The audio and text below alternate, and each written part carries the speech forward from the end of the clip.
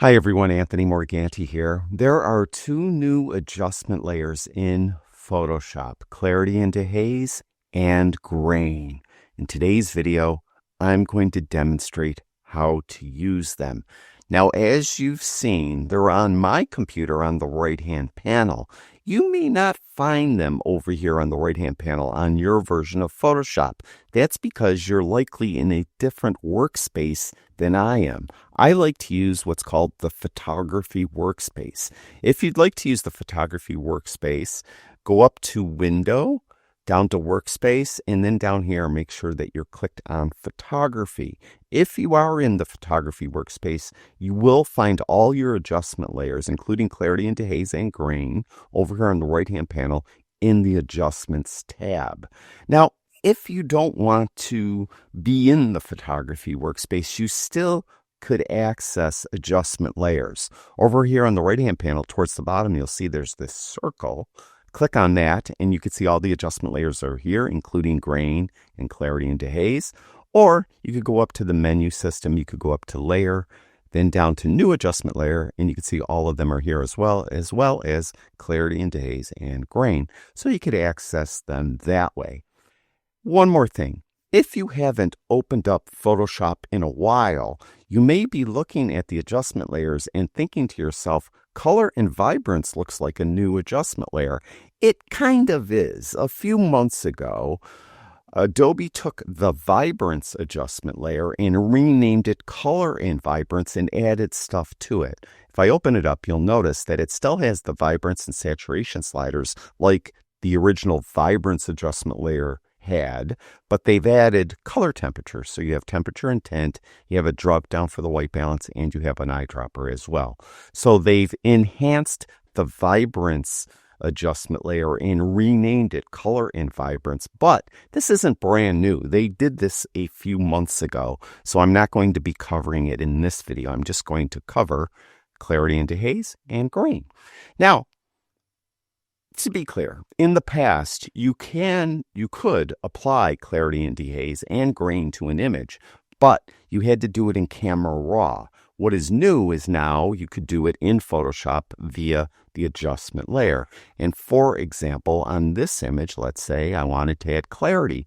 Again, in the past, I would have to go up to Camera Raw to do it. Now I could just click on the Clarity and Dehaze adjustment layer and move the clarity slider to the right to add clarity, or give it a more ethereal look and move it to the left to give it a more ethereal look. Similarly, if I wanted to apply dehaze, I could move the dehaze slider to the right, or maybe, again, give it a more kind of foggy, ethereal look and move it to the left.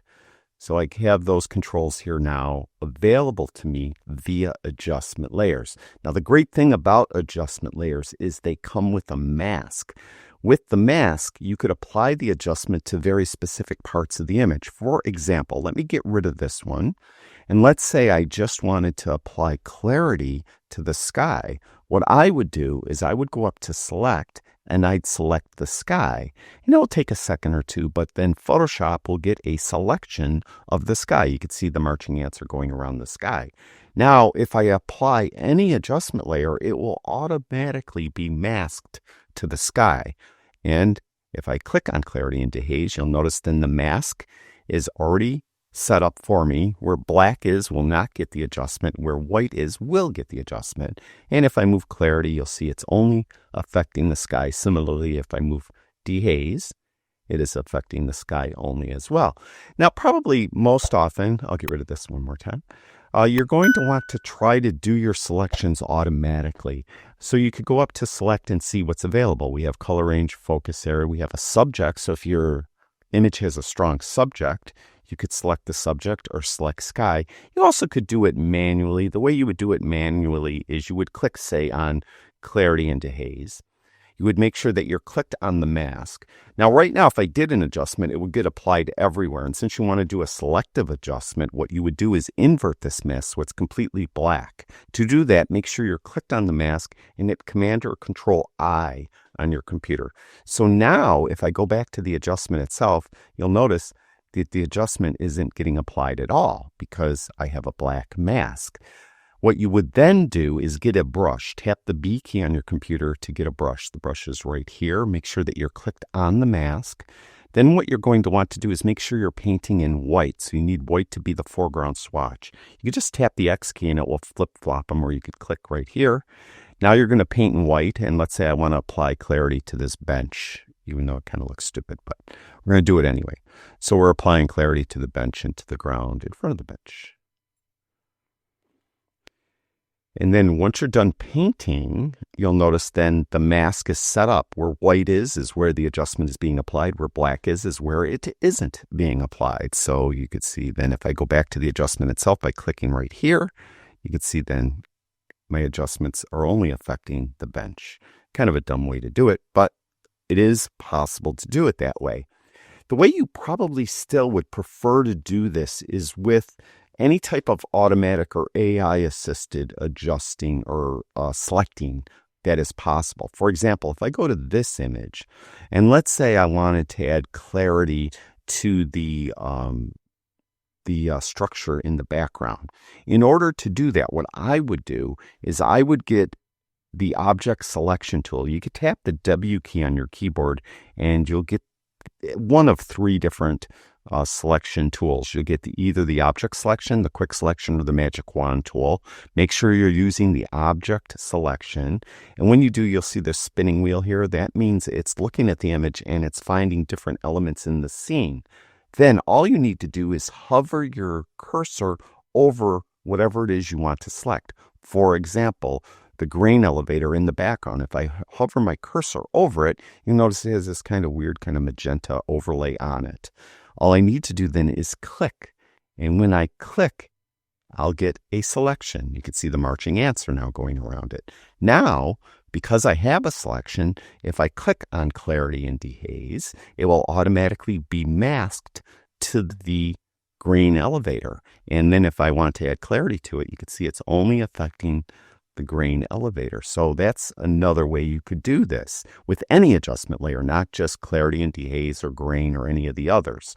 So, for example, let's say I wanted to brighten up the water. What I would do then is still with this cursor, just go over the water, click on it. You see I have a selection over the water. Then I mentioned that I want to brighten it. So I could go to levels, curves, exposure, any of these, brightness, contrast. Let's just go to brightness, contrast and make it a bit brighter. Then similarly, I could take this same cursor and go over the grass over here on the left, click on it, and I'll have a selection of most of the foliage. It's got some over here. I could, if I wanted to, say, add clarity and dehaze to this, click here. I'll have the mask. And if I want to modify the mask, for example, if I turn this up, let's say, but I don't want it affecting over here, even though it is, all I need to do is get that brush again, hit the B key on the brush. And then I want to make sure I'm painting in black. So go over here and click this little arrow here or hit the X key. And then I could erase the adjustment from where I don't want it. So I don't want it over here. I just want it on the grass that's kind of in the left-hand side here. So then I'm modifying the mask by doing that. So it's super easy to do, super easy to use adjustment layers. And that's part of the reason why they're so popular. So now I have all these different adjustment layers. Here was the original image, and here is the image with the three different adjustment layers. Now, I've just really talked about clarity and dehaze. I haven't really touched on grain at all. Let's go to another image for that.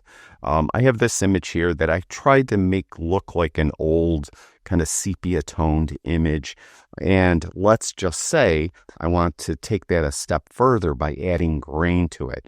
That's where the grain adjustment layer comes in. So if I click on this, you'll notice there's three sliders, but two of them are grayed out until you actually move the amount slider. So what you could do is move the amount slider to the right, and you can see I'm adding grain. I'll just add a lot so you could see the other adjustments. Then we have a size adjustment layer, and that will make the grain bigger or smaller. Let's just make that real large as well. Then we have the roughness adjustment. You could see what that does to the grain as well. So you could come in here and manipulate these sliders. What I very rarely add grain to an image, but if I do, what I usually would do is take the amount slider higher than I want it to be so that I could see the effect of the other two sliders. Once I see that, then I would just pull down the amount until it looks like I want it to look, maybe like that for this image. So that is the new grain adjustment layer. That again, both these adjustments, clarity and dehaze and grain, you could do them in the past. You had to do those via camera raw by going up to filter and then down to camera raw filter. And then once you were in camera raw, you could go to effects to get clarity, and dehaze and grain is over here as well. Just click that little triangle. The same exact adjustment is done here. Now I'm on the mask. That's why it has white. Now that, that's a good thing actually I did that. I'm on the adjustment layer. When you add a filter such as the camera raw filter, it's only going to bring over that layer.